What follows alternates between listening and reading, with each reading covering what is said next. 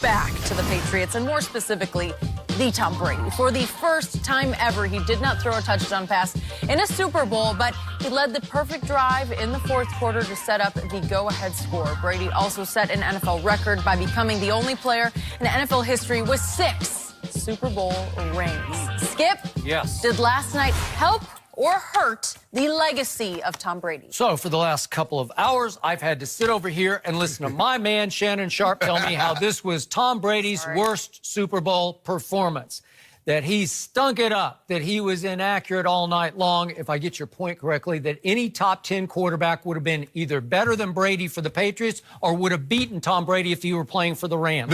No, I'm saying any of the top 10 quarterbacks, had they been quarterbacking for the Patriots, would have won this game. I think you also said earlier that they would have beaten Tom Brady on that night when he was so bad, that he was so vulnerable and beatable.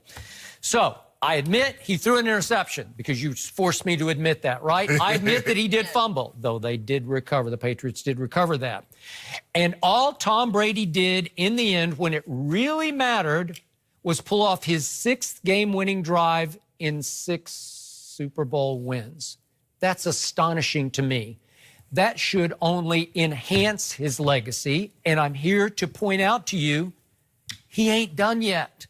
He made it clear last night. He still wants to play 4 more years. He was happy last night after the game, holding his little girl, because it looks like he's got his family in the right spot. So you say that next year is going to be his last year, correct? Yep.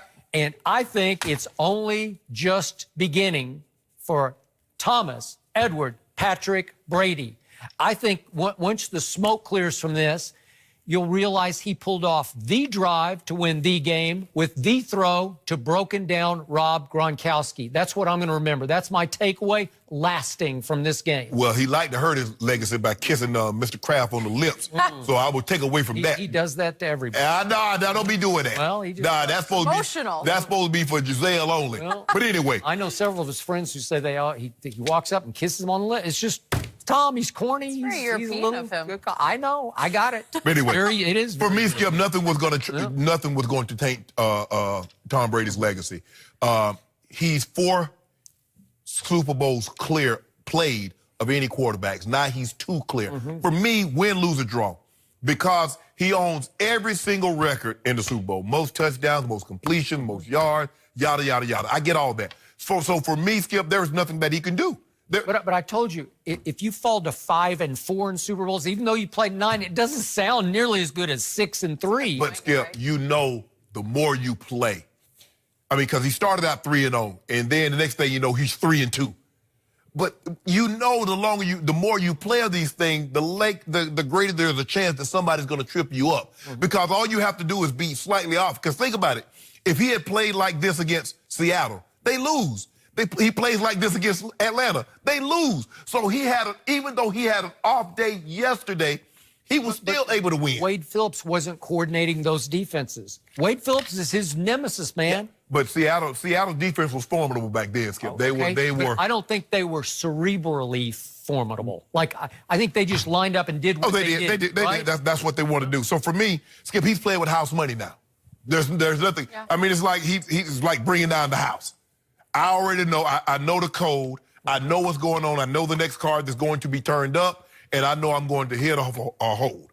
So for me, if he had thrown 4 picks last night and they had lost 40-6, that would be a taint on the legacy. No, that would be a scar. You'd say, ugh, what happened there? But when you talk about he's 4 clear of Super Bowl appearances than any player. 4 clear. Okay. And now and that means he would have had where they judge. Quarterbacks are the only one that Super Bowls really matter, because people just even forgot that, Charles Haley had 5 Super Bowl wins, but he didn't play quarterback, so it's not the same as a quarterback having 5 or 4. So, but for me, Skip Bayless, for me, there's nothing that Tom could have done to hurt his legacy, given all those postseason wins. But you made the case all day long that it didn't help his legacy, right? No.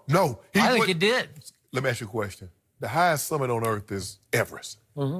There's a reason why nobody gets who's the first guy to scale. It's actually Olympus, if you really, right? Nobody cares about Olympus. Oh. Everybody cares about fictional, but Everest. Yeah, exactly. I mean, I got you. Nobody said who's the first guy to scale Pike Peak, or who's the first guy to scale Mount McKinley. Edmund Pike.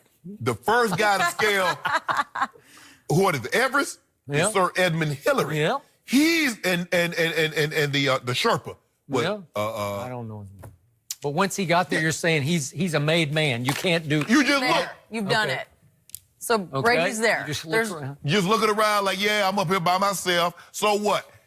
Y'all would have knocked me down. I lose. So what? Now I'm 6-4. Yeah, but everybody's wait a second. Everybody's waiting for Tom Brady to fall off the cliff. Did he fall off last night? No. I say no. Skip, even if he fell off a cliff, if Tom Brady comes back next year and he throws 15 touchdown passes in 16 games, who cares? Tom Brady's legacy is secure. You can't deny it. We're watching something special with Tom Brady. And he's made clear this is not the end. He is far from done, but was last night the last game for Rob Gronkowski. We'll discuss his future next. 20 and done.